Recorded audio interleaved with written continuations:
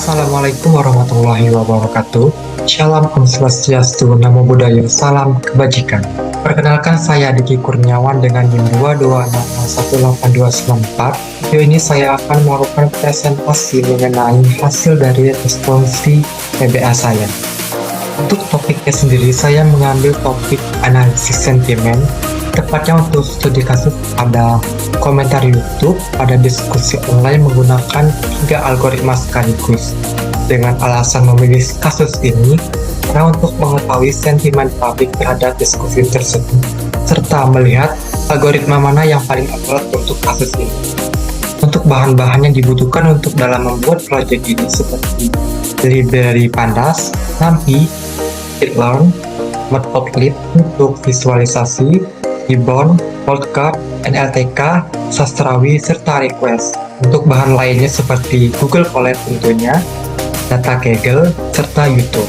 Datasetnya sendiri saya menggunakan dataset dari Kaggle yang sudah diperoleh oleh orang lain dari YouTube yang berjudul Dulu Mulyono Kini Mulyadi.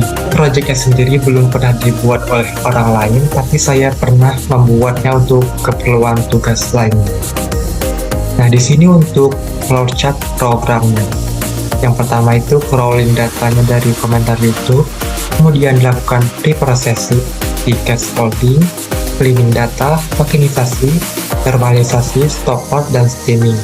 Setelah diprocessing, datanya dilabeling menggunakan insert lexicon, kemudian divisualisasi hasilnya, di-training dan di-testing, kemudian diimplementasikan menggunakan model Map Bias, SVM, dan Logistic Regression. Setelah itu divisualisasi untuk ketiga perbandingan tersebut. Nah, selanjutnya saya akan mendemokan programnya. Tahapan awal tentunya mengimport dan menginstal library terlebih dahulu. Di sini menggunakan Sastrawi, Das, dan lainnya.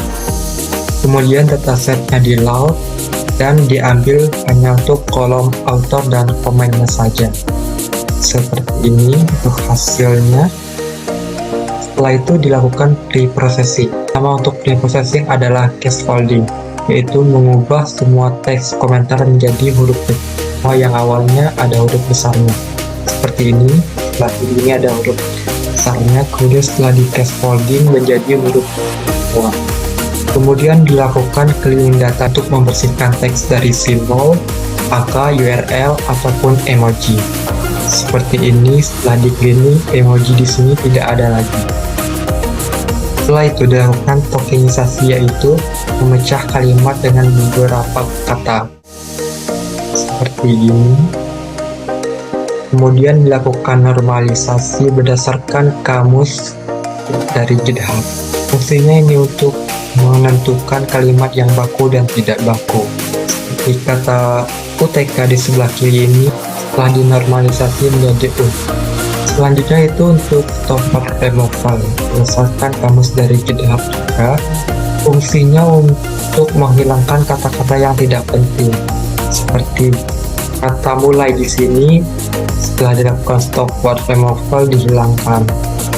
Kemudian dilakukan stemming, itu menghilangkan kata hubung. Seperti di sini kata dimanfaatkan setelah di stemming menjadi manfaat.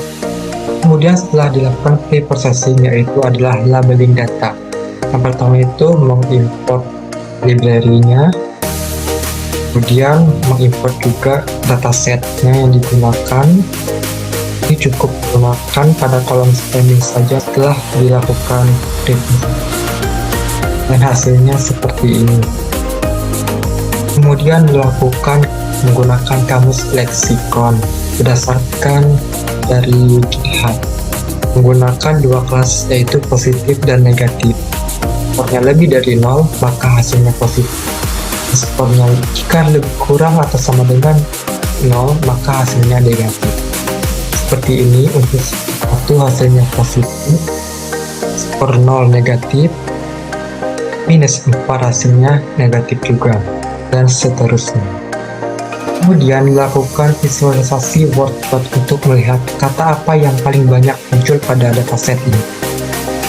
Nah, di sini kata KDM mengungguli, rakyat, kerja, katanya, dan seterusnya. Kemudian lakukan visualisasi label sentimen.